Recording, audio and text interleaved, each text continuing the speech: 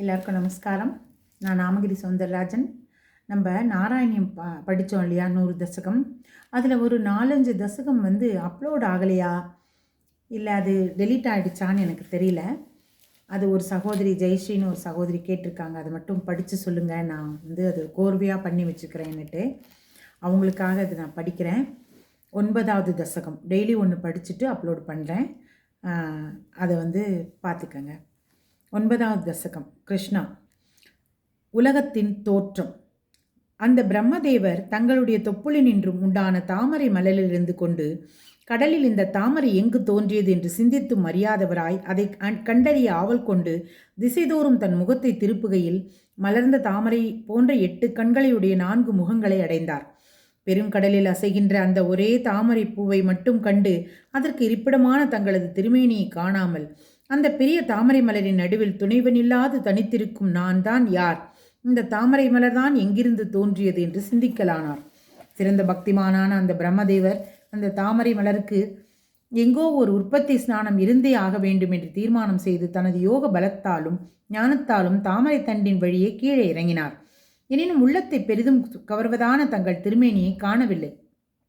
பிறகு தாமரை தண்டின் எல்லா துளைகளின் வழியிலும் புகுந்து 100 வருஷங்கள் முயன்று தேடியும் ஒன்றையும் காணவே இல்லை.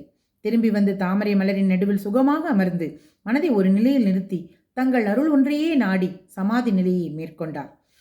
தாமரை புவினின்றும் தோன்றிய அந்த பிரம்மதேவர் 100 தேவ வருஷங்கள் திடமான சமாதியில் இருந்து அதனால் தோன்றிய ஞானத்தினால் தெளிவடைந்தார்.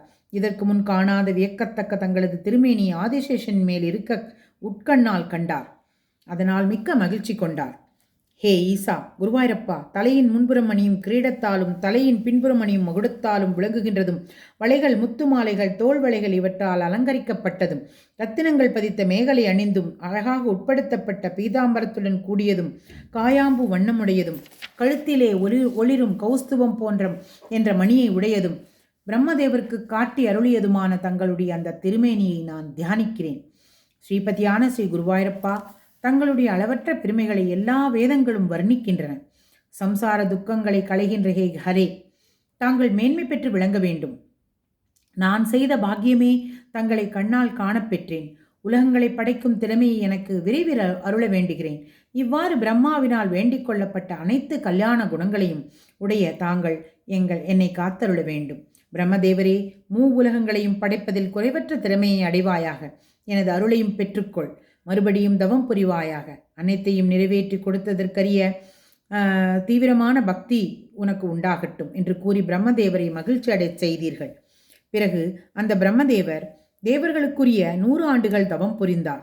முன்பு இருந்ததை காட்டிலும் மிகுந்த தவ வலிமையும் அறிவாற்றலையும் பெற்று பிரளய காலத்து நீரில் தாமரை மலர் காற்றில் அசைய கண்டு தங்கள் வலிமையின் மிகுதியினால் அந்த காற்றையும் நீரையும் பருகினார்.